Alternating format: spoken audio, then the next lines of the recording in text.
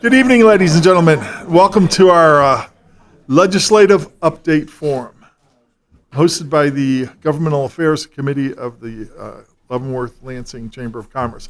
My name is Ted Davis, and I have the privilege of being the chairman of the committee. Our committee supports the Chamber's mission by advocating for the Chamber's mission of advocating for government policies that promote business growth and strengthen the local economy. Hosting informational forums is one of our many activities. On behalf of Jen Anders, our chamber president, and my committee, I want to thank the Lansing City government for allowing us to use this chamber this evening, and I want to thank Diana Dodd for coordinating for it and for hooking up all the sound system and the video. We appreciate your support, Diana. I also want to thank my committee, Kelly Butler and Jeanette Labey, for planning this event. I want to welcome our state legislators who are sharing their observation this evening. As you can see, we have, and I want to welcome, first of all, State Senator Jeff Klemp, sitting in the middle. To his right is State Representative Tim Johnson from District 38. And to my right is Dave Buehler from District 40. Gentlemen, we appreciate your joining us this evening. So let me review the format. We're going to give the legislators 5 minutes to make their introductory comments. Then when we start asking, first of all, you'll get a 1-minute warning, a 30-second warning, a 10-second warning, and then stop. By the way, I want to thank my lovely wife for being our timer. After the introductory remarks, then I will ask the chamber's questions. You'll have 2 minutes to answer those, and again, you'll get the 30-second, 10-second stop notifications. The third phase will be the audience participation. Again, our legislators will have 2 minutes to answer those questions. When I recognize you to ask a question, please state your name and ask your question. Please be brief and get to the question, and don't, what's the right term? Grandstand? Grandstand, or I don't want to be untactful until you have to be. Yeah, really. All right. Gentlemen, do you have any questions? Or are we ready to go? Ready to roll. All right. Then, Senator, would you start us off with your introductory comments?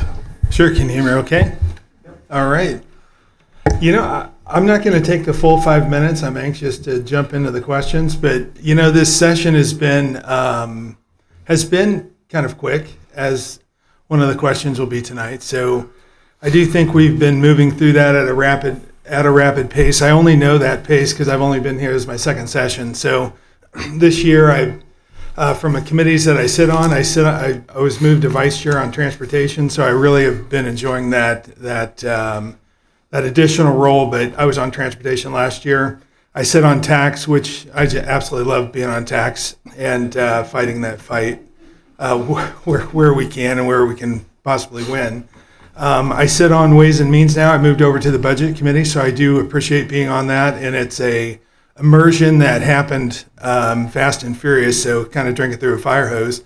But I have handled billion-dollar budgets historically, and so I appreciate being on that committee. I especially appreciate being on it for District 5, which is the area that I represent, and getting to see kind of how the porridge is made. So I also sit on Commerce, and I really like the Commerce side of things, getting immersed in the details of things that I'm sure are on everybody's mind, and data centers and other things of that nature that we can chat about. So those have been kind of how it's been moving forward. We have some, and part of that subcommittee I was sitting on in Ways and Means, I sat on Health and Human Services, which has been a interesting subcommittee to sit on. There's so many things that the state's involved with that there's just a lot of need and definitely not enough money. We bring in $10 billion, we spend 10.5, and so we have some challenges around spending that we continue to try and figure out that roadmap. So I look forward to chatting with everybody tonight. I have an opinion on a handful of things that I'm sure will will lead to some further conversation. So I look forward to it. Thank you. Representative Johnson, would you please go next? Thank you so much, and I appreciate the opportunity to be here this evening and come up. Really, I only live 5 minutes away from this location, just down the roadway, so this is a wonderful place. So this is my 6th year, the end of the 3rd term. I serve on veterans and military. I serve on children and family or child welfare, which is my vice chair, and my commitment to kids when I came in, and I felt real good about that this year. Also on the K through 12 Education Budget Committee, and sometimes I feel like I am just beating my head on a wall as we look at financing the large cost for schools, yet trying to keep down taxes. And then I also serve on the Joint Oversight Child Welfare and Foster Care Committee. Too fast.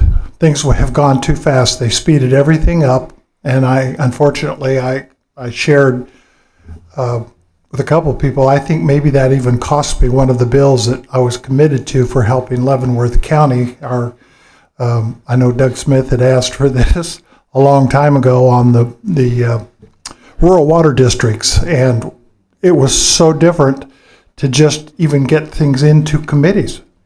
They just zip through. But we're making progress, and I'm very thankful for the help from Dave Buehler on our bill to work to help support those who have been victimized by some of the way we handle anonymous reporting of child abuse. And we got it through, and it's something that started here in Leavenworth County. Those kids are very, very important to me. And now as I'm a grandpa, even more so, because those are the young people that are going to be developing things. We have a lot of key issues coming up.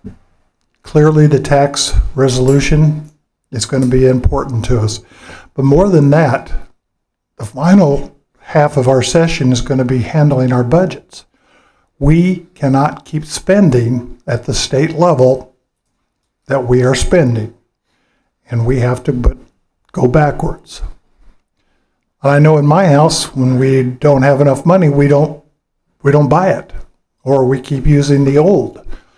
And Leavenworth County faces a critical problem in that so much of our property is not available for property taxes. And so that has further put a strain on our governments, both the county, the state, or the cities, and our schools. So I look forward to answering your questions. Thank you so much. Representative Buehler. Thank you, Ted, and thanks everybody for being here in this opportunity. I'll give you my legislative background a little bit. First 2 years, I was on Fed and State, Health and Human Services, and Taxation. And like Senator Klemp, I really enjoyed tax. I really enjoyed Fed and State, and that happened until last year, and they made me the chairman of the Social Services Budget Committee. And that committee, as Senator Klemp talked about, and I'm also on Health and Human Services still, this would be the end of my 4th year, that committee, 35 to 36% of the state's budget comes through that committee, and I hope we get a chance to talk about some of the good things that go in that committee. I mentioned to Jen, for example, and I'm going to steal the thunder now. Jeff and I started working on a thing last October that can change the diagnosis and treatment method of Alzheimer's from 2 to 3 years to 2 hours. And if we get into that, I'm going to leave it there. It's a little bit of a teaser, but it is something that Dr. Jeffrey Burns at KU has been working on for the last 20 years, I think. But it's something that we know we've got some money in the budget that will make that happen. So those are the good things that happen. As Tim mentioned, he and I have partnered on, I think it's 2589 is the bill number. 2.5 years ago, I met a guy by the name of Rob Large. I don't think he'd mind if I said his name here because I said it on the House floor last week. Rob's former spouse figured out a way to weaponize Department of Children and Families and other things to ruin him financially in a really nasty divorce. And so if it's a crime to knowingly, and this is where Tim and I started, if it's a crime to knowingly report or make a false police report, it ought to be the same for someone who uses a state agency to destroy a former spouse. And that's the bill that he's talking about. So we can have all kinds of questions because there's other things. I will say, so I chair social services budget, I'm on appropriations, and I'm on health and human services. Those are my three committees. I'm also part of the Veterans Caucus and the Rural Caucus, and so that kind of ties us together. One thing that I think got better this year for me, and Tim and Jeff have both talked about the schedule. One thing that has been better for me is my working relationship with Jeff as a senator and the things that we've been able to do, and the same way with Tim. And I'll reference that House Bill 2589. I knew at the start of the session that I did not have the capacity to carry that bill. Tim did. And thanks to Tim and his work in the Child Welfare Committee, he's the one who did the heavy lifting once the session started. Backing up a little bit, I'm also on, the Bob Bethel Committee, that is CanCare Oversight. And that meets throughout the year. And I'm also on the Special Committee for Budget Development with Senator Klemp. That work starts in October. Last thing I will say about the schedule, even though it was fast, we started working on the budget in late October, November. And then by the end of December, we pretty much had what the state agency portion of the budget was done. And then I was one of the lucky few, if you look at it that way, who actually started work a week before the session kicked in. I was holding committee hearings on my fee-funded agencies the 7th, I think it was, of January, so about a week before the session started. So it gave us a little time to work our way through and get ready for the budget. I don't think I've left anything out, so I think I've preserved time. Ted, we'll turn it back over. Good, thank you. Thank you all for your opening remarks. All right, question number one, and I'd ask Representative Johnson to start us. First question, the big question for this session is how to find property tax relief. There are numerous bills and proposed constitutional amendments. So the question, what has merit and will anything pass this session? The Centennial Bridge project remains fully funded with an opening schedule for 2029. What other transportation projects are you working on? Because no other large projects in Leavenworth County seem to have funding. Those are two questions. Yeah. I'm pretty sure I caught that. That's right. Which one would you prefer? Whichever you want to answer. Property tax. Oh, great, thank you. No, that is the key issue. I've said that for 4 years. It has to be fixed. We have taxed our people to the point that they can no longer afford homes in many cases. In Leavenworth County, and even in Wyandotte County, because I do have a small portion over here in Piper, it's critical. It's absolutely critical. I think maybe I have come along to kind of follow. I had a really good talk with County Commissioner Jeff Culbertson about the CAP. It's an initiative. It's called the CAP Assessment Protection Amendment, Senate Concurrent Resolution 1616. It implements CAPs designed to deliver taxpayer protection, shield our taxpayers from sudden, steep tax hikes, and then eliminate our hidden tax increases. And I think it also establishes some predictability where you know where you're headed with small businesses, etc. Now, that is proposed and I think is probably going to work its way from the Senate. Karen Tyson, Senator. I do support that particular bill, and I am hopeful that is what we get to see very quickly here in the House. Thank you. You finished? Representative Buehler, would you answer, please? Sure. So I think the first thing I would say is, and we all get the voter angst, anger over property tax. I'm a homeowner too, and I cringe every time I get my property statement. I'm going to back up and set the table a little differently though. So since 2021, and you wouldn't know it by how people still react to property tax, the state of Kansas has reduced tax spending by over $1 billion, or right at $1 billion. And here's where it is. It's elimination of the food sales tax. It was elimination of the Kansas tax on Social Security income. We got completely out of the property tax business as a state. That was 2.5 mils. And we also raised the home exemption from $62,000 to $100,000. We lowered Kansas income tax brackets, or the rate, and we combined the two brackets. And that there is, depending on economic growth, it can go even lower into a single bracket. We raised the standard deduction for individuals and married couples filing jointly. And we also had increased childcare tax credits. That was $1 billion. That's quick. Only got a minute left.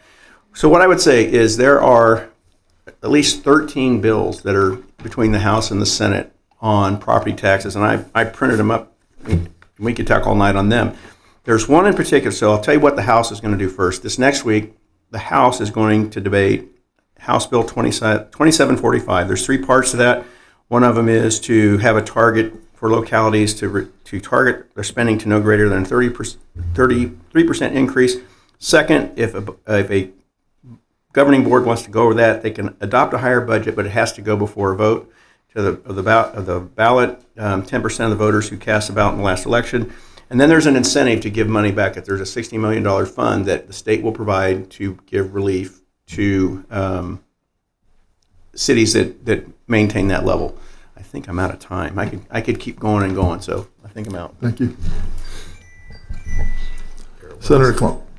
Yeah, thank you. I'll pick up where Dave left off as well, but I'll touch on 1616. I'm a co-sponsor on 1616. We're going to run that tomorrow. We're going to move that, I think, through the House tomorrow. And it might be Wednesday. Actually, I think it's going to be Wednesday. So, and I think that the goal is you have a few legs of the step stool, and to be balanced, you have 1616, which is going to allow you to have a cap on the out-of-control property taxes or the assessed values that are being imposed on us. And I think capping it at 3% is a good thing. It's not the complete answer, but I also think that 2745 is also a guardrail that can act as a guardrail on local, that at the end of the day, when you think about local control, it is as close to local control as you can get because the people have the final say. They can drive it to a vote. So if property taxes or mills are going up too high at the local level, there's a mechanism to drive that to a vote, and they can fill out and they can go through that process. And if they do stay within revenue neutral, I think there's a 3% increase. Then there is a $60 million fund that's being set to be able to say thank you for staying. I don't think we want to use the LAVTR term that we've used historically, but it's a give back in a way that says thank you for being frugal. And those two things combined are two steps of the stool. And the third part of that step of the three-legged stool is to redo the appraisal process and have that be completely reconstructed.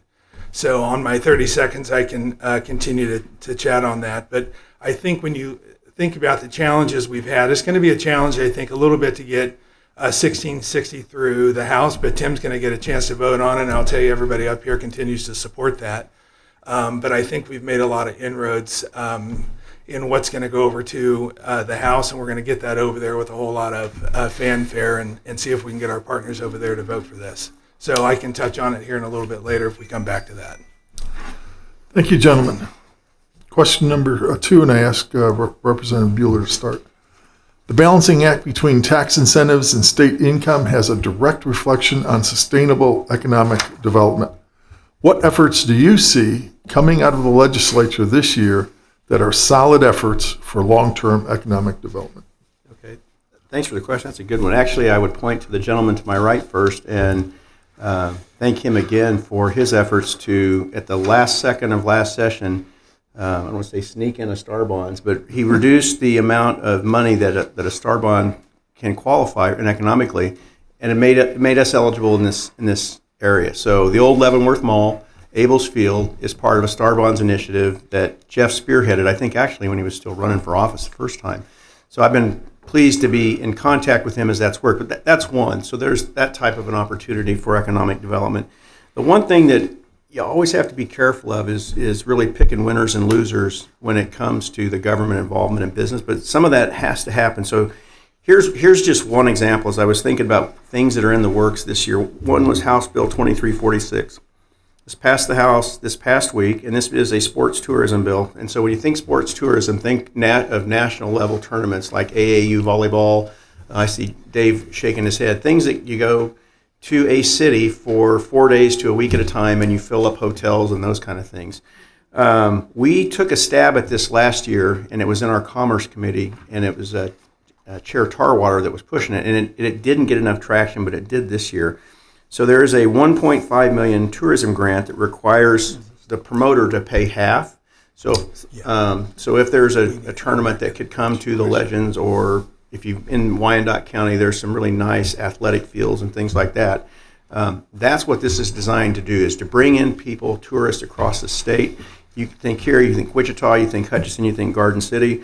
There is a part of it that is also for smaller activities and about the size of what would be considered Acacia. So there's $250,000 of that $1.5 million that is earmarked for the smaller or rural areas. That's just one way that we can promote commerce. I've got other things, but I don't want to get the horn. Okay. Senator Klemp? It's okay. Before, just a clarity question. Yeah. There's going to be, we need to come back to the bridge question because I know folks are going to Sure. have a question about that. And then on this topic, there's a handful of things that if we have time left over, I always like staying late if there's more questions. But I think on this topic, there's a lot of things that are being worked on that folks are going to have curiosity questions, such as data centers and other things that might warrant further conversation. So sorry to take my, all right, don't start it yet now. I'm watching you. Well, and I would add in some of the workforce things that go along with that, so I can piggyback on the job. That's correct. So, and I appreciate Dave bringing up the star bonds. I'm going to touch on, so then I figured out how to run legislation this year. So I have a few pieces that I'm running, but one is a small business legislation. We love to give out grants. We love to give out money, state money, which is your money or my money, because we're all paying into this system here. And so I'm running a small business legislation that is a low interest rate note that is ran by the state banks, that's backed by the state. So it keeps everybody involved, but it's not giving out money. It has a lead to that, to where if we're successful, but it's a low interest rate note that focuses on 5 categories that are important to the state. One being aviation, drones, military, and highway patrol. So we have historically been the aviation capital of the world and domestically. So how do you get back to that? Is through research and development. We have a second part of that is animal health, bioscience, and farming. Last time I checked, we have 87% of our land is farmland here in the state of Kansas, so it's important to acknowledge that. But on the bioscience and animal health, it's a significant portion of what we spend our time on. One of the challenges we have is water conservation. The Alagala Aquifer out in western Kansas, how do we conserve our water? And having smart people in Birkenstocks come with great ideas to help change how we look at water and how we take advantage of conserving that throughout the state is important. Healthcare, especially rural healthcare, and we'll get to touch on that, and rare earth minerals, on what can we onshore, what is the right things to onshore, and how can we bring that to the state of Kansas. And that ties into aviation, which is a longer conversation. I'll try and make up my time on the backside to touch on what we're doing around aviation and small bit manufacturing and really significant business impacts to the state of Kansas that will lead us into the future for the state of Kansas with jobs and good paying jobs. So I appreciate it. Thank you, sir. Yeah. Tim? Well, I'm going to jump over to the big ticket item, Chief Stadium, folks. That is one of the most interesting things I have ever been part of in my life. I have never been part of working with folks with that much money and spending that much money and involving so many community people. And it took a lot of people for this to come. Now, we have to understand it is right on my doorstep. It's just about 1.5 miles from my borderline. So the K7 corridor is critically impacted. Does it impact us? There is incredible amount of development going to go with that in terms of business, tourism, and with that comes people, and we need to be prepared. It's going to greatly impact the K7 corridor up and down. It's going to go all the way out State Avenue towards Tonganoxie and towards Olathe. Now, is it good or is it bad? Well, folks, I love the Chiefs. And so in my lifetime, I never dreamt that they would be a stone's throw from my own house. But we had to balance on those star bonds, and I do believe that the star bonds allow us to recover our money without impacting the tax base for those in Wyandotte and Leavenworth County. Now, I am a little bit dissatisfied with the final go-round because they have not given Leavenworth County government the amount of money, or what I want to call the benefits that Wyandotte and Johnson County had. And we're a mile away, and we should have a little more impact. Now, I don't think it's too late to modify that, but I am having a little bit of problem convincing the folks in the unified government, Wyandotte County, that my people over here deserve some money too. All right, so Senator Klemp, since you wanted to get back to the Centennial Bridge, let's go back to that, and if you'll answer first. So the Centennial Bridge project remains fully funded with an opening date in 2029.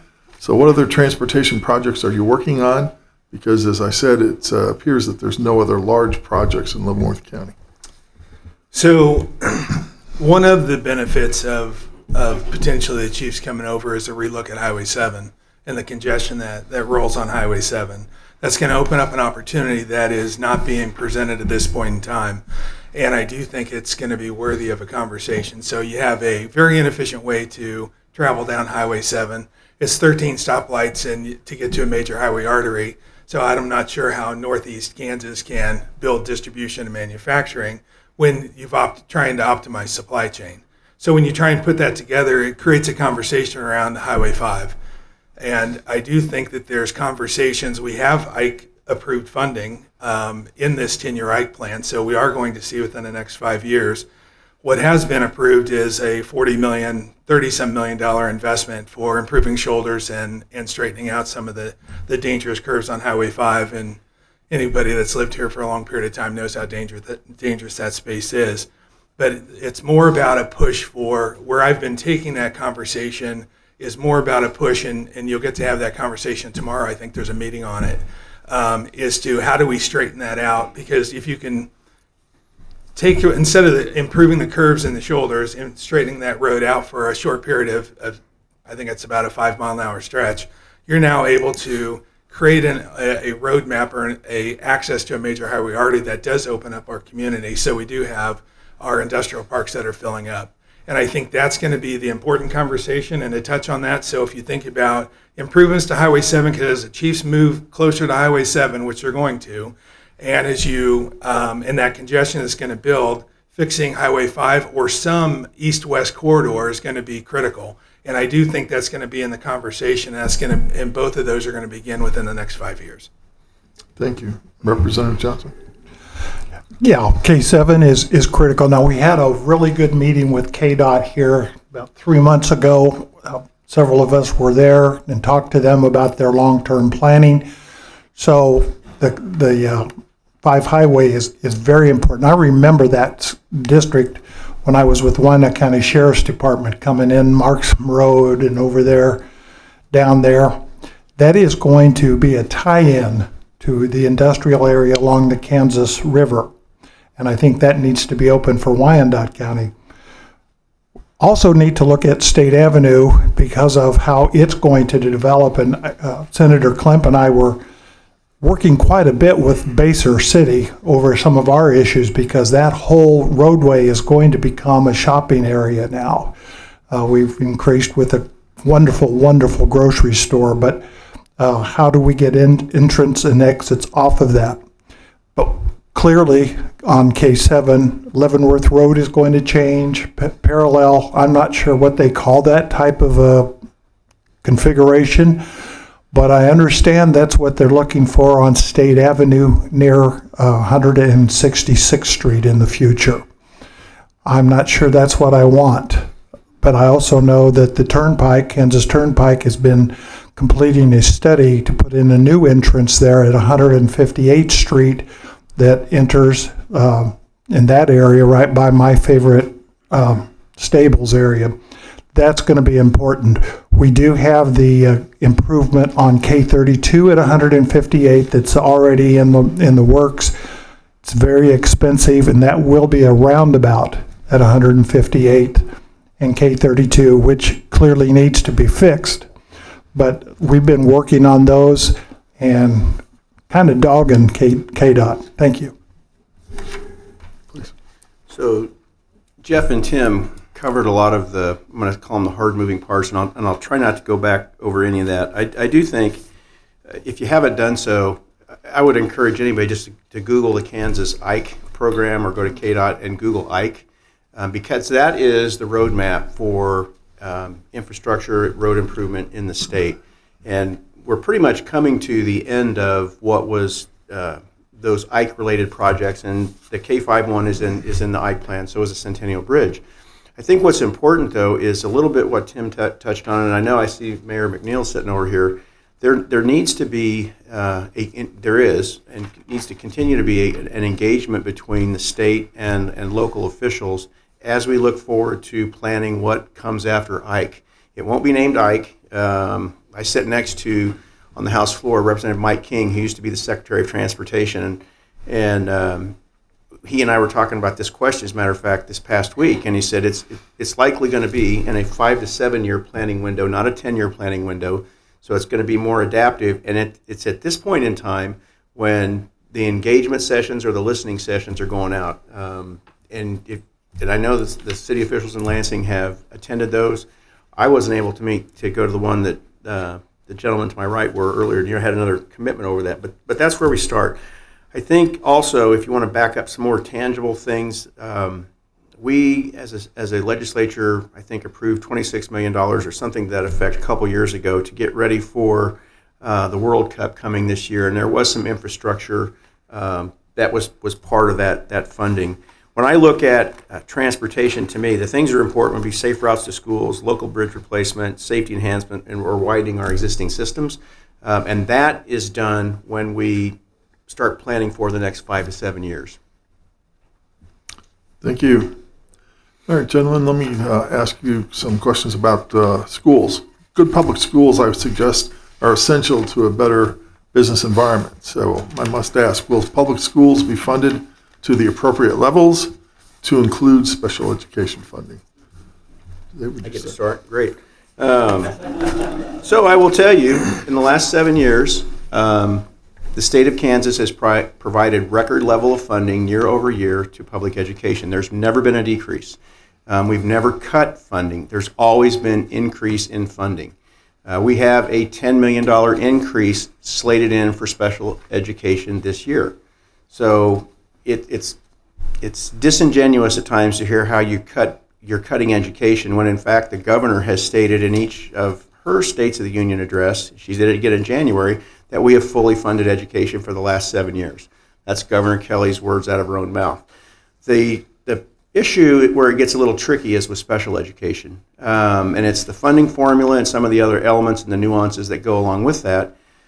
Part of that is the federal government, and they're the ones who have decreed and decried, whatever the right word is, special education. I think they owe the state of Kansas somewhere between $200 and $300 million for special education funding, which they've never paid. The state does not have $200 to $300 million to fill that gap. Then there's another nuance out there that nobody wants to talk about, but this is one of the biggest issues facing this state, and it's the fact that our student enrollment in this state has hit a peak. It plateaued a year ago, and it will never be higher than it was then. We have declining enrollment in this state, and it's not projected to go higher. The second part of that is what is growing the fastest in this community is age 65 and older. And the numbers are staggering when you look at by the year 2030, 2035, 2040. We have a problem figuring out how to take care of our seniors in this state, not so much kids. And I don't mean to say that harshly, but that's where the real issue is. So you think of long-term care homes, keeping people out of nursing homes, and there's some really cool things we're working on, but that to me is as important. It needs to be in that same dialogue when we talk about spending money for education. Thank you. Senator Klemp? Yeah, very good. So I think the question was, are we going to adequately fund education? I do think that is, if we steal a very few things from Governor Kelly, and I do think that's one of the comments we'll take from her. I do feel we are adequately funding education. And to Dave's point on the funding special education, they have $10 million in, we have $5 million in on the Senate side, so both groups have funding in there. I think there's an appetite to go more than the 5 that the Senate has in the budget today. So I do see a a avenue to increase special education funding as well. I don't sit on that committee, but I have been paying attention to it. I know it's a hot topic for our community. I also think that if I go back for the last 10 years, we've always continued to put money into education. And every year we continue to put more money in. I think it was even last year we had over $100 million that went in, and our percentage of what we're committed to actually went down because you have inflation and other things that are going up at a higher rate, and we still continue to fund and put more money into the program. And to Dave's point earlier as well, we have 7,400 less kids this cycle, so there should be a potential to reduce funding. But anytime you reduce, because you don't have those heads getting the federal government subsidy, and we're going to get blamed for lowering, not funding education, even though we have less kids enrolled. So I think those are the things we're having to take strong looks at, and I think we're going to have to continue to really take a look at that. And even next year, we have the formula that's coming to a close where we're going to have to renegotiate that as well, and that should be some interesting conversations. Thank you. Representative Johnson, please. Schools, yes. School teachers still have my license. I love going back out as a teaching mentor, teaching reading to those elementary school kids. I am in special education classrooms. It's important to me. We have funded education at a level meeting the Gannon lawsuit. It is fact. And then I keep hearing, well, you didn't do that. The state of Kansas has complied. Not only that, one of the huge amounts of money that we spend on special education that gets left out of all of that is you do understand we have a huge commitment to the School for the Blind and the School for the Deaf. Their budgets are prepared separately. That is all special ed, and that is statewide. And those two areas deserve more money. In fact, K through 12 Education Budget Committee added money. The blind school needs our help, and the deaf school needs building repairs. And I guarantee you a lot of those communities out in Johnson County would not want their kids in that deaf school in some of those buildings. We added money. That's millions of dollars. And I say one of our state board members, I want more money for those two areas. We will continue to fund, but we have to realize that with decline in enrollment, what is Leavenworth going to do? Your superintendent up here has a battle. Where's he going to get the money? Are they going to have to close schools? We have to be very, very careful on that, but we are committed. Finally, I will just say, there are districts, and I'm not talking Leavenworth County, I'll just say Johnson County, where administrators are millionaires. And when they retire, they will be millionaires. And they want the most money for their schools. What about our small rural schools? What about our middle-sized school districts? We don't have that much money for expensive administrators. What we need is money for my teachers. Thank you. Thank you, gentlemen. Next question. What workforce and child care development bills are you working on and see making its way to the floor? Senator Klemp, would you start, please? Yeah, I'm not working on any, so it's not my lane, but I do participate in I'm in the middle of some of those. But some of the things that I'll talk about is from a workforce standpoint, the funding for a lot of our occupational licensing, and one of the things that we did in subcommittee, we had a conversation around where there's need. We have all of these waivers, and we have a lot of folks that can't participate with or have access to those waivers, which is funding, and they can't really utilize those waivers because we don't have enough folks in positions to fill those. One good example that we had was there's 92 open spots in one hospital alone. And one of the things that we learned in this process is we pay $14 an hour, and we have folks changing trach tubes and bedpans.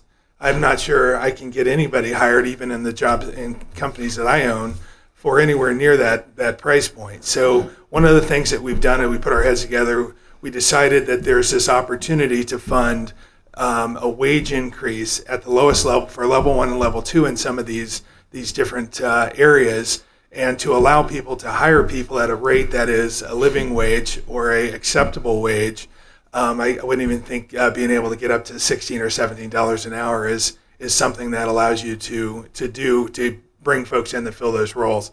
So we chatted with all of these different groups that needed those positions filled. They said we really need the positions filled first before we look at funding waivers. So we're trying to meet in the middle with some middle ground there. So that's one of the things we're working on.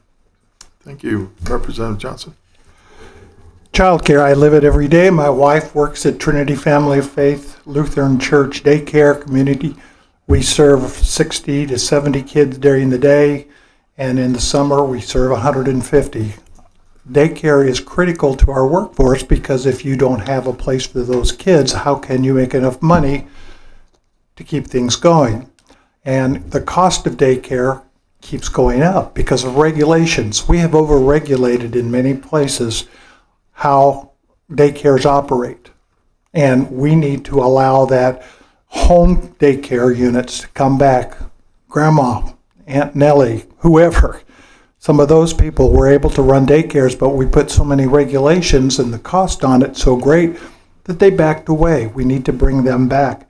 And I think we are doing that. Now we've modified how child care is going to be supervised. I was very disappointed by the governor's decision to take away out of her proposed budget money for early learning. Early learning is the key for our children. That's when we're testing them. That's when they need to be checked to see if they're dyslexic, if they're having learning disabilities. We need that back in the budget, and I think we've got it back in there. Because that is also a function, in a way, of daycare. If they're at early learning centers, we're taking care of part of the problems, and the best place for that can be in some of our school districts. One of the things about child care is that children have a sense of need for touch, feel. And we have created some of the rules that have made it very difficult for us to allow them that freedom. I grew up drinking out of a garden hose because that's where Mom told me to go. And some of the regulations have just been so strict that it just hasn't been very flexible. Thank you. So I'm going to try to get through this because there's a lot of ground to cover here. So first on the workforce piece, and I noticed this mostly through the Health and Human Services Committee. In the last 5 years, we have enacted 17 different workers or licensing compacts for nurses, PTs, dental hygienists, OTs, cosmetologists this past week. But what that does, when we have a large military community, people can come in here if they've got a license in Colorado or Washington State. They can come in here and they can immediately go to work and not have to take 3 to 6 months or however long it takes to get licensed in the state of Kansas. Huge win, and we continue to look for those opportunities. From a daycare standpoint, we have tried each of the last 2 years, and I'm pretty sure, I'm trying to remember now, I don't think we were successful, just trying to make some minimal gains in capacities for daycare providers so that they can open more slots, and then actually make a little more money and be viable in that operation. Those are hard battles to fight. The one big thing, though, that is different this year is on the 1st of July, the Kansas Office of Early Childhood will stand up. And what this is, it's designed to notionally take care of all of these things together. So you take what existed in DCF. There's a part that was in KDHE Health. There's a part that was in the Kansas Department of Education. Then there was a job in the Office of Governor. All comes together. It's a $225 million budget. So what it does, it moves away from fragmented siloed services to a more coordinated and effective, cohesive early childhood system. It is notionally expands child care slots and ensures families can have access to services, particularly by addressing the needs of workforce family. There is a strategic plan called All In for Kansas Kids Strategic Plan. There's a link. If you Google that, you'll hit it. And there's enhancing support and reducing barriers for early. I'm out of time. For me, I would like to answer this question again in June because I think there's a lot to unpack with this thing. Ask me that question when we do this. Well, I was just going to say thank you for volunteering to be back in June. Before you leave tonight, let's set that date. Okay. Absolutely. All right, I'm going to ask my last question about process, and then I'll open up to the audience. So my last question, this session is shortened by 70 days, and that seems to cause rushed legislation, at least from where we sit. So how do you respond to the criticism that this session lacks transparency and at times maximizes superficiality through gut and go maneuvers, use of emergency rules, bills that with no Kansas proponents, and short timelines for public input? You want me to go first? Please. Sure. Since you want to So, volunteer. Monday to Friday, maybe it looks like 70 days, but the Kansas Constitution says we have to, once we gavel in, we've got 90 calendar days to finish. So we gaveled in on January the 12th. April 11th is 90 days. That's start and finish. Some of the things I've already mentioned that we've actually done to help provide a little more wiggle room in there, and the budget is a big one. What we did with the Special Committee on Budget Development this last year was wonderful compared to a year ago. And the fact that the Senate a year ago did not do any budget work, this year they were partnering with us along the way. So I think we're going to have a much more less chaotic budget process this year. So that was one way to address it. In terms of emergency fund, well, first of all, gut and go, if you know what that means, gut and go has been a part of the Kansas legislature, I think, since Moses was a pup. So it's not a new thing, and it actually hasn't happened as much this year as I've seen it in previous years in the committees I'm on. But I will talk about emergency final action. That is a way for us in the House to essentially pick up a half a day at a time. So last week, for example, Tuesday, Wednesday, Thursday, we were on the floor all day. We passed 52 bills on Tuesday, 48 on Wednesday, and 19 more on Thursday. At the end of the day, we took emergency final action votes. So you do a voice vote when you hear those bills, and we started at 9 in the morning, and I left the Capitol Wednesday night at 10:53 p.m. So we didn't do it. We did those bills on Thursday morning, but the action we did on Thursday, as soon as we were done, we went into emergency final action, and we went and had our final vote on those 19 bills. What that will save us tomorrow is about 2 hours going through something that we just sucked it up and finished the vote then. It's not always the most pretty or pristine practice, but it has helped us this year, and it is the schedule. So I think I'm about out of time. Thank you. Senator. Yeah. So as I mentioned earlier, the rushed schedule is kind of what I know. So, and I like that. I run kind of in a little ADD mode sometimes. So I tend to flow in that space and move things through at a rate of speed. More like a business, it's, a lot of times when you look at something, it's like, well, we don't need to take that much time. You think about, because you mentioned the gut and go, so there must be an issue that somebody's brought up. And I'll give you an example of what we've used gut and go historically for, especially around tax. Last year we had a piece of concurrent resolution come over from the Senate. We didn't like it, but we had sent our version of 1616 over, so we didn't have a mechanism to send something back. We wanted to send a clear message that the 3% cap was the one that we wanted to move forward. So we gutted that bill, put in our 3% cap, and sent it back. Well, it pissed him off. So that wasn't the right thing to do, because we need to work together as a team, and we sent the wrong message. But it was a decision leadership made to say we need to focus on things that are simple when we go to an election and we're asking people to vote. It has to be a message that's easily understood, and we felt the 3% cap was that. So that's how it's being used. We're going to use it a few more times before this session's over on different things, but they're all with the intent. I haven't seen where somebody's doing something with the intent to hide. It's always with the intent to send a message or move something forward in a meaningful way that we just didn't have the space for. A new idea comes up, and you've already moved your legislation. You need a vessel to put something in, because the law doesn't allow you to put something in at a different time, or you'll have to wait till next year. So when you have that moment, you can attach to something, whether it's in a gut and go or it's in an amendment, and you can do some interesting things to really move some good legislation for Kansas forward. Please. I felt incredibly rushed. I like to plan, I like to write, I like to have it prepared. And so as fast as we have gone, I have had to go home every night and spend 2-3 hours homework. And that takes a lot of time to be prepared. One example we went through so fast as we had a commitment here, and our county commission had asked for certain bills and that would impact them. And as we tried to work towards that, getting hearings in different committees was very challenging. I was fortunate, and I had to call in a couple favors for one of my friends to hear our bill, very simple, that would allow us to dissolve the rural fire district that no longer has a territory.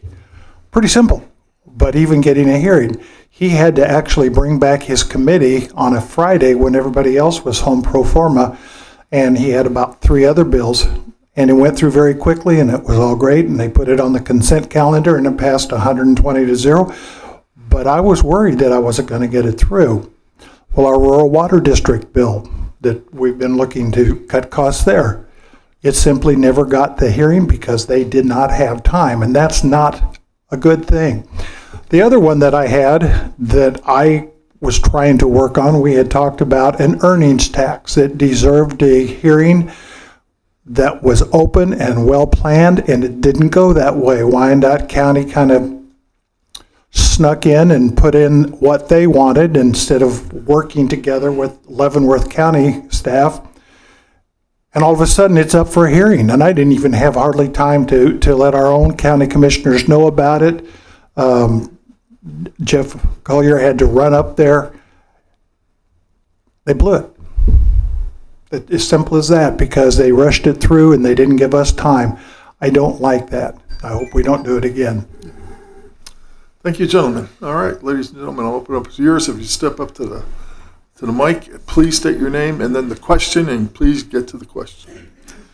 Terry Lois Todd, Register of Deeds, and I want to thank Representative Buehler for personally testifying on my bill HB 2696. HB 2745, $60 million in relief, sounds wonderful. But what is our assurance that the state is actually going to pay that? Now, you gentlemen weren't part of the machine tax that got exactly 1 year payment. Then the state didn't fund the rest of it. Mortgage registration fees. Question.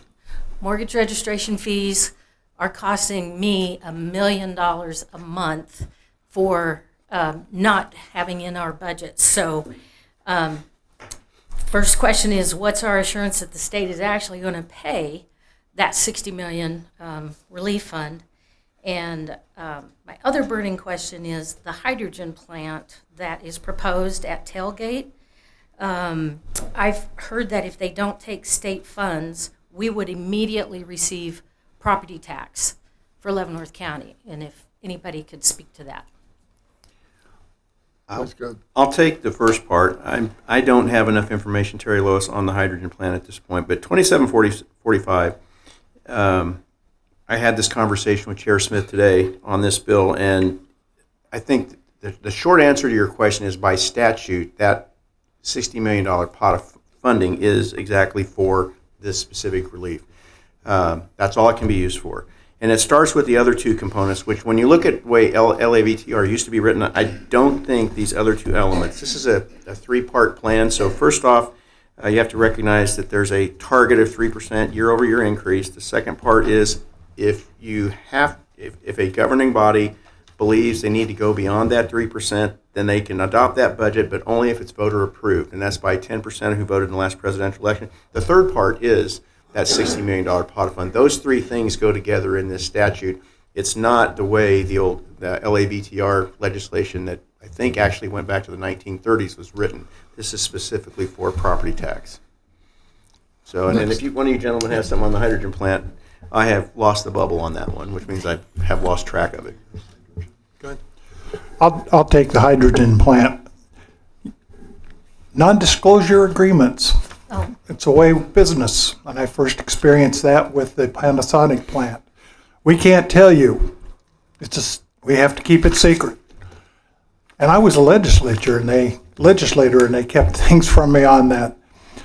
Now I see that on certain issues. It was clearly in place for the Chiefs Stadium, which I do understand for property acquisition.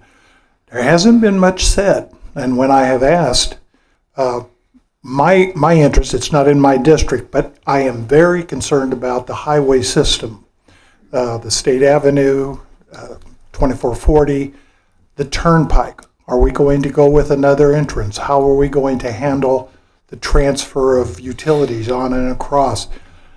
And Kirk Sowers Ranch is one of the most beautiful places in the state of Kansas, folks. I wonder if we're giving up something that's beautiful that could be a park over the benefits of one more big building. That's just my personal feeling. Thank you. Who's next? I'll give it a shot. Please. My grandstanding to a minimum, but I have to give some context to this. Gentlemen, great to see you. It's always a pleasure.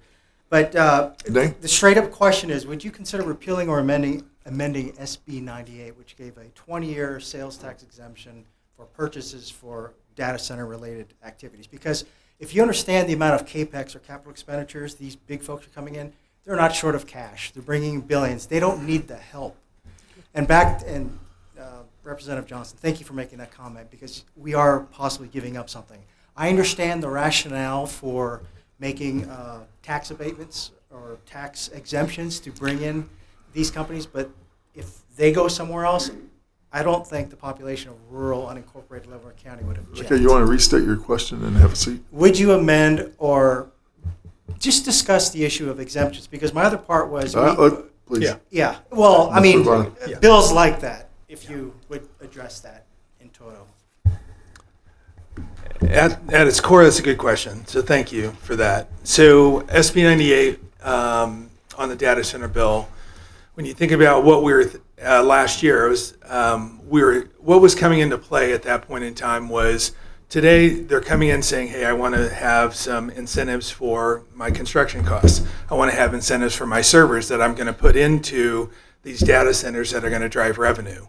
And so there was a conversation around, we do provide incentives when someone has a piece of equipment that's going to generate revenue.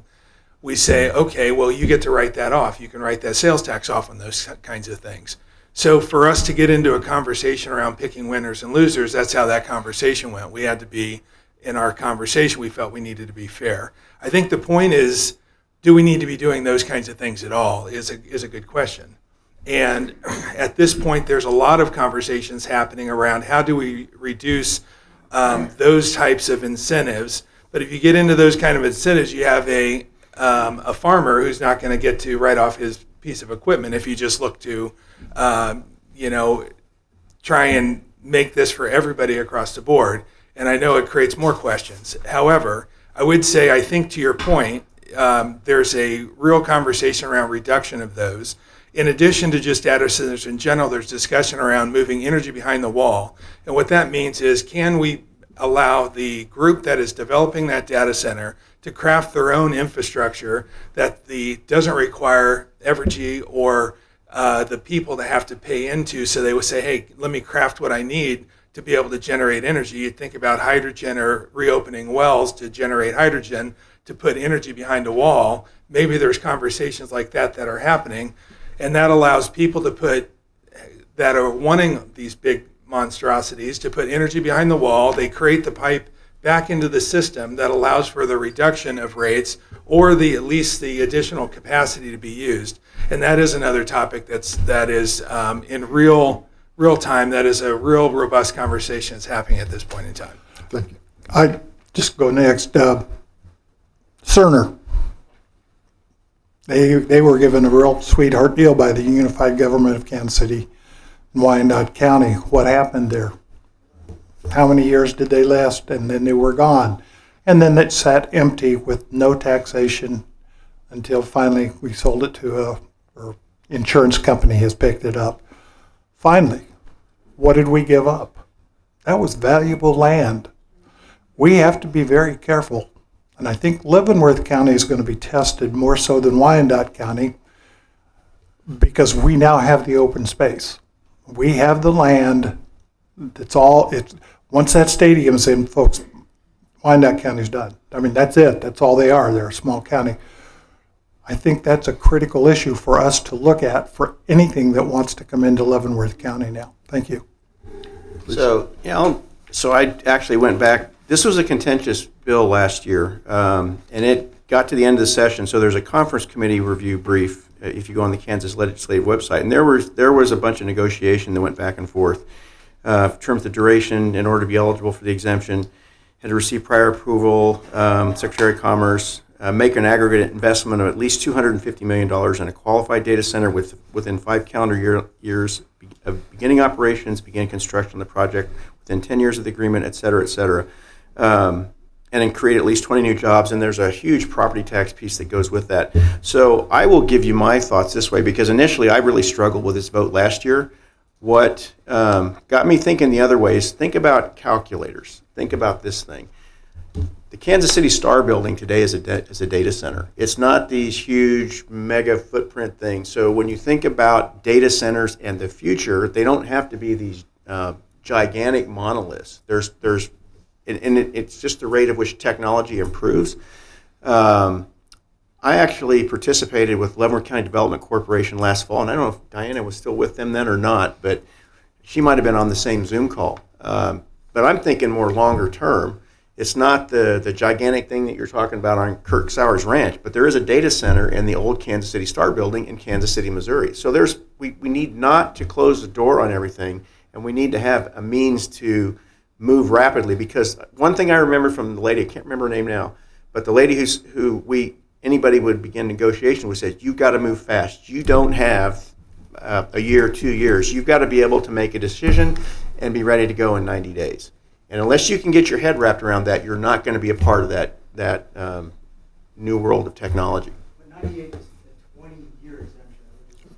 It is. It's a 20-year exemption, yeah. $250 million net investment. Yeah. Next question, please. Mike. I'm going to try to keep this succinct. Right. Because we have who's on education committees or working with that. Being on the school board previously, one of the problems that we found 2 years running on the budget, because what we're talking about declining enrollment, all the things you mentioned. What can a school district do to really change its budget? One of the things that drove it for 2 years in a row was insurance. And the huge impact, we're talking 20% increase in insurance. What does a school district do with that? Well, they've got to take the money somewhere else. So we self-insure. So we see unencumbered funds. Okay, we have several $1 million unencumbered funds. They were encumbered because it was self-insured. So my question is any of this discussion going on in when we're looking at schools, when we look at budgeting schools, how we can change and remodel the way that school districts are insuring? Because traditional insurance is failing us, that's the point. So if it's failing us, do we need a pool? Do we need to change? Because there's like one insurance company that we get to insure a school district. That's failing us. So that's my question. Thank you. Is there any discussion on attacking that issue? Because that's one of the issues that goes to the heart. 20% increase. That was what the budget was fighting over. Was the Thank you. insurance. I would be willing to take a stab at something unless Tim, you want to go first. ahead. No, in fact, I just was sitting here thinking about the market conditions that created what you're talking about. There's a very similar and parallel example in the state, and it's with the Healthcare Stabilization Fund that doctors pay into. I think there's 32 or up to 30-some professions that pay into the Healthcare Stabilization Fund. It was created 50 years ago. They were proud to announce when I heard their budget this year that this was their 50-year anniversary. So for those professions, that doesn't make as much sense to me today, because the reason it existed, it was because there was a lot of malpractice claims. There was all kinds of illegal environment where they were suing each other. So what they did was the doctors pay in, they have their own primary insurance, and then they pony up into secondary insurance to the Healthcare Stabilization Fund. I hadn't thought of it, but that question triggered, is that something that model theoretically could be adopted in education? I think that's insurance. a question that I would hope that you guys will start discussing. Because when you're looking at the number of school districts are out there, every one of them is having to, because we say, push it down to the lowest level, but in this case, it doesn't work for I will happily have that conversation with Jason Getz, who's the chair of the House Education Committee. I appreciate that. You bet. Thanks, Ted. Yeah, and I will also, because we've been busy doing the budget and that type of thing.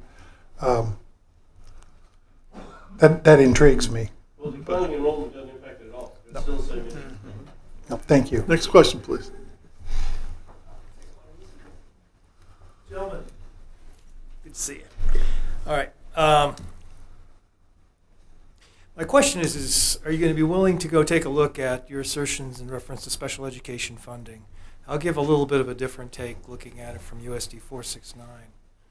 So on average, the transfers coming out of our general funds have been averaging around $2.5 million a year for the past 10 years. Those are general funds that we get from the state and from here locally to fund special education. Now, we can have a lot of debates in terms of the things in there, but I would ask that as you look at funding and you're looking at what is the actual local impact that goes on to the budget, to the actual budget that is, right, in terms of what it does, because special education, and it's regardless of party and who says, I'll call it just what it is. 92%, that's what Gannon, that's what we're talking about. Every child that comes through our threshold deserves an education. We get the $100,000 child. We get a couple of those. It adds up. And I know we're not the only ones. But I don't think, to kind of go and dovetail into what Mike is bringing up, these are the types of issues where we're seeing kind of costs that are hidden, that are kind of pushed aside. I'd also ask in terms of like infrastructures. We're talking about infrastructure. School infrastructure is something that, in the state had been incredibly generous years ago. And it's a problem. It's an ongoing problem. It's not going to go away. To add on top of one of the points on insurance is eventually, as you know, we have a bond issue going on here. But the real issue is when we become uninsurable. And I would ask, it's just, again, sorry, I'm not doing the Please. question, but to go take a look at that. And I would pulse the Education Committee at length about, hey, how is this actually balancing out? And finally, last point is, and I've mentioned this to you, Dave, before, on transportation of our kids. Lansing does not benefit from the fact that we have this bisection called K7 or Maine. And this 2.5-mile radius thing around schools and what we get compensated for is just, to me, I'm not putting an elementary school kid out there to walk 2.5 miles to school. So I think that needs to be really looked at as well. So again, sorry, Ted. You want to go first? No, I'll go first. I think he asked about 4 questions. But he made excellent points. The 2.5, it's critical, especially in our Wyandotte County area for schools. Which zip code do you live in, folks? And there are kids that can't walk to school. It's just not reasonable. I know KCK district, where I used to teach at Wyandotte, especially has had that issue. But I've also heard that up here. I do not have Lansing. But on the infrastructure, every one of my districts, except maybe Leavenworth, is at critical max. Baser, Linwood, Piper, Tonganoxie, they're all looking at increased enrollments. Lansing's increased enrollments. Those bond indentures are critical to their overall budgeting. And that's one of the things that once those go on your tax bill are increasing our total property tax. So we're going to need to look at how we do that. Now, in some rural areas, they have actually begun to combine school districts, and that's what they're looking at because that's one way to handle the cost. I think we do need to look at that. Special ed, how are we going to continue to fund it if we have to go to those huge levels, and what happens to your school districts? I have a niece who's in an electric wheelchair that is very expensive for them. Those are the district that causes the districts to take the money out of their own budgets and not out of their sped because they're just simply, if they get too many. How do we create a new section for those of special needs? Is that something that we would consider to proportion money that goes? It's something I'd be interested in looking at. Thank you. Yeah, I think, I don't know that I'm going to add anything in particular to what Tim just said, but I do know this. Next year will be the hard look at what the new formula is for funding education. And one frustration it's a frustration amongst the legislators, is that the school funding formula is so complex. What counts for special education, which bucket is included in.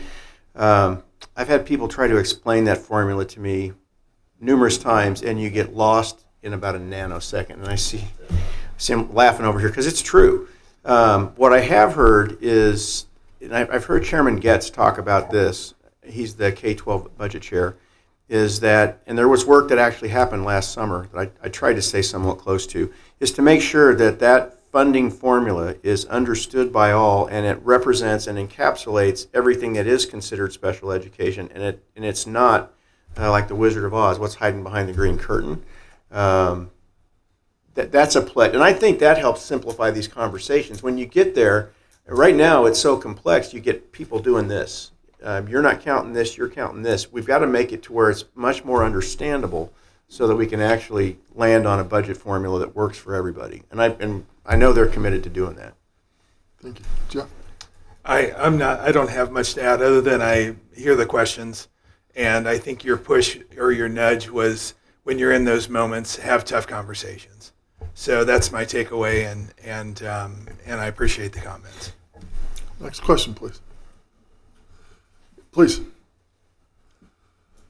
have a question for you. It may seem really naive, and maybe I need to do a little more research myself, but we keep hearing that we have declining enrollment, that we have an aging population, that we don't have, so we don't have the kids in the schools. Well, that's going to lead to a larger problem down the road. What are we doing to encourage our high school students and our college students to stay in the state then, to build their families here? Is there anything at the state level or even local that we could work together to encourage our young people to stay here? Because it doesn't seem like a good formula if we're going to just continue aging and not bringing in the younger population. Is there anything that we can do with this? There is, I think. Thank you. Jeff's chomping at the bit to go, but I think, Terry, everybody's got a piece of that one. Good question, thank you. So, Please. That's a great question. So, some of the things on the commerce side that we're doing to truly understand, or things that we can do to keep folks in the state of Kansas, because of the net migration out. It's births are low, first of all, but also you have a net migration out. So a good example, here's one example of things we're working on. There's a joint venture with a group called Pure Imagination. They are a group out of Los Angeles. They're an animation studio. They do Marvel movies, and they do Lego movies. Let's just, so just for those, everybody knows Marvel comic books at our age, but they actually do movies. They're $800 million to $1 billion too. They're working with K-State to craft a whole degree system around animation. In addition to that, he's moving his entire operations to the state of Kansas. I work with them in the business world on developing robotic solutions. So, and what he wants to do is create that moment in time here in Kansas to grow that. In addition to that, you have this whole security component where trying to get these kids interested in staying here or having jobs and functions, whether it's small business opportunities. We have plenty of Panasonic jobs on those kinds of things, but that's not what's keeping our kids here. So another opportunity would be development of a security solution through training. And you think about, how do you make training cool? Well, a 120-page document, I would ask for a little more time. A 120-page document is not how a kid learns today. But if you do it through an animation wearing goggles and you go into a immersive environment in a enclosed room, and you can do tactical maneuvers and you can help create that technology that's doing those things, as well as drones and other kinds of creative opportunities.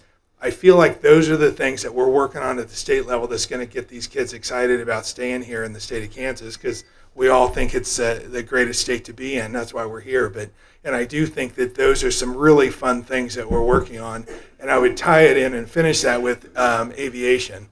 One of the things that we do in aviation as we try and build out opportunities is we do provide funding through a NIAR, is the name of a solution that is going to Wichita State and other universities.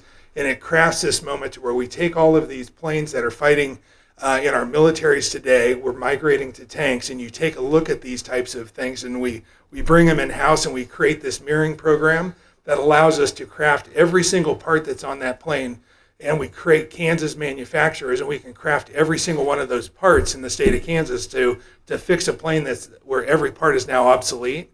Those are the things that are underway today that are so cool and fun to think about. How are we going to create opportunities for folks in our space, especially our young ones that don't have to go to college, but they could get a certificate or a trade. And those are the things that we're in real-time conversations on that are really cool to be a part of. So hopefully that helps you a little bit. I just want to say that is called a senator's minute.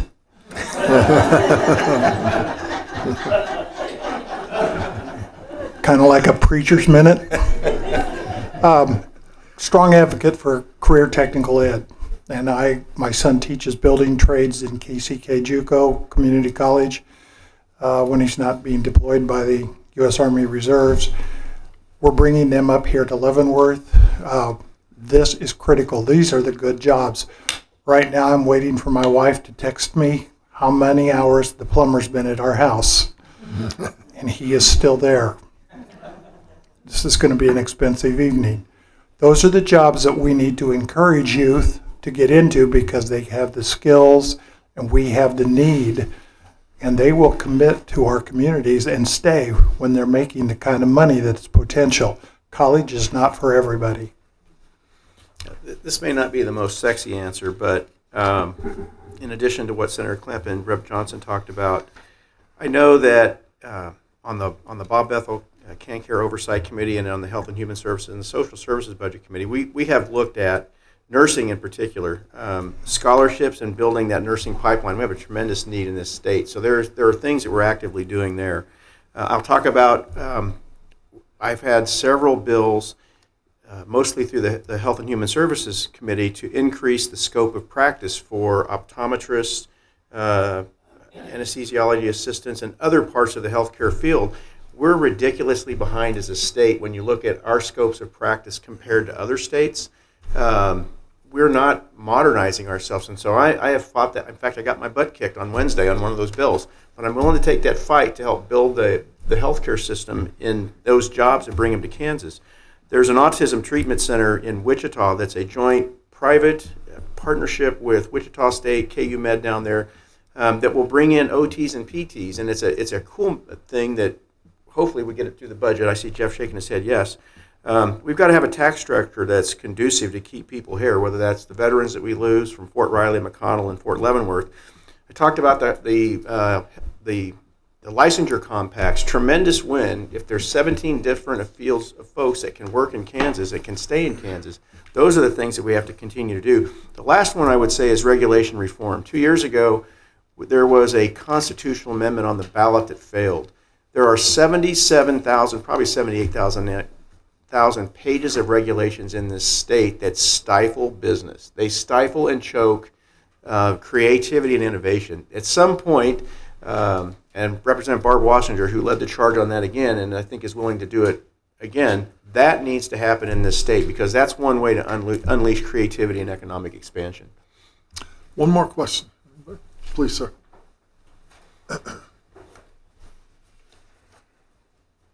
Dave Oderick.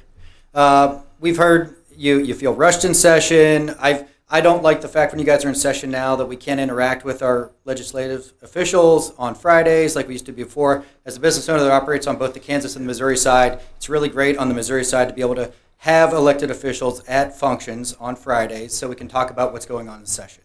In your opinion, would the state benefit from possibly making a change to the Constitution? I'm not one that likes to make changes, but would it make us better to maybe do an extension on the legislative session so that we don't rush to failure every session or force things through while also not prolonging it so that we don't get anything done? Thank you. Thank you. I'll start Please. with that one. Thank you, Dave, for the question. I don't know that I can ask him a question back, but Please. my first 2 years, so I will tell you this, if I'm lucky enough to be reelected in November and go back, there will be new leadership in the House at least. I know there's been discussion amongst my colleagues in the House about going back to the session the way it was 4 years ago. That did give us that Friday day. We still did the 90 days, but what you had is a squished veto session. So I don't know that it would require the veto session, But I know there is some serious discussion about relaxing or going back to that schedule from 2 years ago, but still doing the budget development work the way we did this past year. So that, to me, that's the best of both worlds, and we could make some really good traction. And I would say this, my job never stops. I know there's some that do. I work on legislative stuff the week after session ends, and Dave knows I was working on bills all summer long, and so it just depends on the way where you are in the biennium. Next year's going to be hard because we have to reprime the pump again, but we could hit the ground running this year because there was 2025's legislation already preloaded. So, but it would help. I think, elephant in the room, we've got state races coming up this summer. And several of the people in leadership are looking ahead to other positions. And I think that influenced how things were done. They want to be out and they want to be running for office. I think we owe it to the people to be a good legislature first and then be judged on that. So I think that was one of the contributing factors. That being said, I really would like to see, I enjoy my Fridays, and I will tell you I spend more time up in Leavenworth or in the city of Basel or down in Linwood on Fridays when I have my other work done talking to people. And I welcome the opportunities to come in and see people on those Fridays here. So for me, it's been very helpful. So, but I do not like what we did this year. Thank you. I don't mind making changes if it makes us more efficient. I think that you can look back on a few of the years and it became a slog, and it was more of political games being made. So I do think that efficiency, for me personally, as I get to know the process better, I think I'll be more efficient and can move through the process more efficiently. So I don't mind extending if it needs to be extended. And I think to Dave's point, we might have some leadership that may be open to that. Good. I got a follow-up. Is that okay? Yeah, go ahead. Okay. So here's the caveat to all this stuff. A bill has about an 8 to 11% chance of, once it's introduced, making it into some form of legislation. What we don't always do well is we generate a lot of bills that the other chamber isn't going to hear. If there was a way, from a process standpoint, to spend more time on those ones that we know are going to go back and forth between chambers, that would make the legislation better as well. So, for example, of the 120 that we did last week, 12 of them might be signed into law. That's what that means. And again, it becomes priority. It becomes what the Speaker of the House and the President of the Senate want, what the governor wants. But that's the reality of getting this stuff passed. That's a very good point. Well, gentlemen, thank you very much for participating this evening, and you guys seem very talkative, so rather than a 1-minute close, I'll give you a 2-minute close. Yes. Awesome. So, who wants to go first? I might want to get my notes together. I'll go first. So I think, are you comfortable with me going first? Yes, Senator. Very good. So as you can tell, we have a good working relationship up here, really with everybody that's on our area. And in Wyandotte County on the Democratic side, we tend to work well with everybody that's playing. So I would say there's a couple things that are probably important to our area for everyone to understand. So I ran a couple pieces of legislation this year. Everyone's aware of the Jackson case. So the Jackson case, dad killed his kids. All right, so in short, there was a loophole in this process on the mental health side, and kind of pulled the teams together and said, we continue to not have closure for now Mrs. Reek, and had some strong conversation. There was a lot of motivation to try and fix this loophole. I would say our Leavenworth County attorney also played a role in that. So we've had the hearings. We've moved that through 40-0 on the Senate side. It's now with the House. I think we're going to be able to fill that loophole and allow some closure to happen. And it allows, at the end of the day, it allows the potential perpetrator to be held where there's not a risk of someone getting out and being a danger to society. So that allows some closure, and I think that's a really good place to be. The second thing we did is I pulled the KBI and the AG's office together, and we talked about a product called 7-OH or Kratom. 7-OH is 13 times more stronger than morphine. It acts in a way as oxycodone from an addictive property, and it's now being sold in our gas stations and in CBD stores, and it's being sold to minors, and it's legal. And so one of the things we learned in this process is, hey, we need to put some legislation in place to make that a Schedule I. They tended to agree with where we're at, so we moved that forward. And if we come back to it, I'd have another few more things that we're doing for the community. Piece of property here in Lansing, we're going to get that over the goal line. That's being run. And there's a couple more things for Lansing and Leavenworth that we're working on. Tim? Thank you. It's been a pleasure to work with everybody. I have enjoyed my time in the House, and I hope to continue. One thing I do want us to do is we need a senior committee. And 2 years ago, or 4 years ago, when I went to the House, we had a senior, children and seniors, and then leadership dissolved the seniors part. And I think we have a wonderful senior, silver-haired legislature led by Sherry Grogan. Does a wonderful job. It deserves its own committee. We need to put that into place again to have that own committee for them. Secondly, we need to recognize St. Mary's University for their work towards producing a new social work major. They are now putting social workers into the workforce. They were just recently accredited.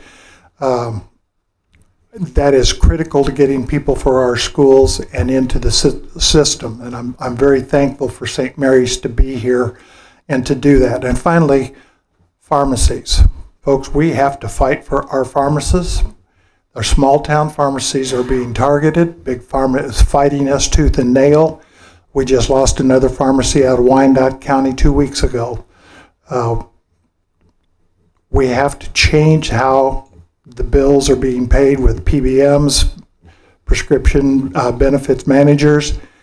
If we don't, we will continue to lose those small pharmacists around the state that provide services that aren't available anywhere else. There are places in Kansas where you go to the small town pharmacy to get your shots and get help, and those places have no one else. Please keep your eyes open, keep reading about that. It's important to us. Thank you. Okay, so Jeff and Tim kind of kept it more local. I'm gonna go up a little bit because not only do we represent our respective districts, we also represent the state of Kansas. And there's two things that I want to highlight that just show maybe the level of partnership and engagement. The first one is the KU Alzheimer's Disease Research Center that I mentioned. So Jeff and I, Jeff was the first point of contact. Last September, October, we're contacted by Dr. Jeffrey Burns at the Alzheimer's Disease Research Center. We both went down there, spent about 2 hours with him, and essentially it's this. Today it takes 3 years, 2 to 3 years to diagnose an individual with Alzheimer's from the point that you make your first appointment and then you're ultimately diagnosed by a neurologist. So what Dr. Burns, and there's a couple of things. So there's the method of diagnosis, and there's 2 new drugs, the most recent of which was introduced in May of last year.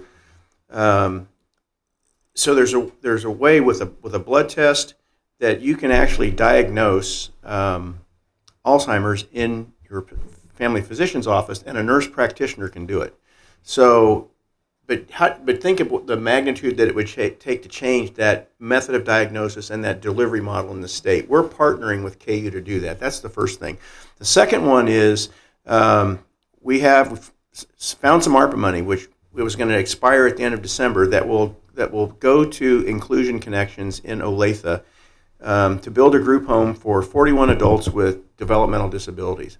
What I like about this, and this is a homegrown effort that we help put them over the finish line, but once, and did I have to stop already? Let me finish this one. What I like about this one, if you know anybody that's got an adult child with developmental disabilities, the question is, what happens to him or her after I'm gone? So Inclusion Connections, through low-income housing tax credits and some foundation, and had come up with about $15, $16 million on a $20 million project. We have budgeted $5 million to get them over the top.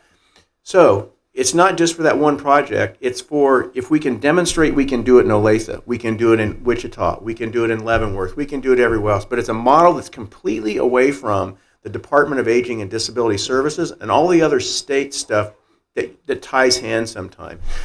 You don't have that opportunity unless you talk to your partners and you keep your ears open and say, okay, what can we do for the state of Kansas? So while we talk about the things that are really important to our district, we also have that obligation to represent the state, and those two things are among some of the most cool things I've done in the last 4 years. So I'm very proud of it. So, and I know Jeff and Tim are as well. So thank you.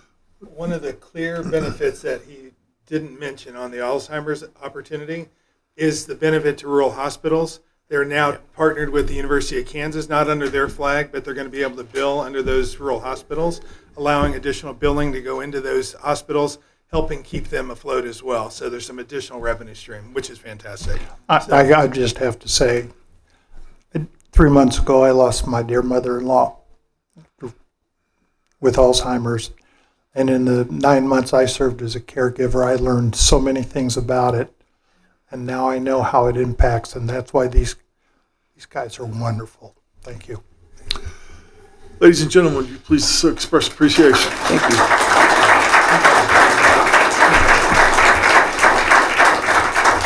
Gentlemen, thank you so much for coming this meeting. Ladies and gentlemen, thank you for coming. We will have this posted online in the next couple days. Cool.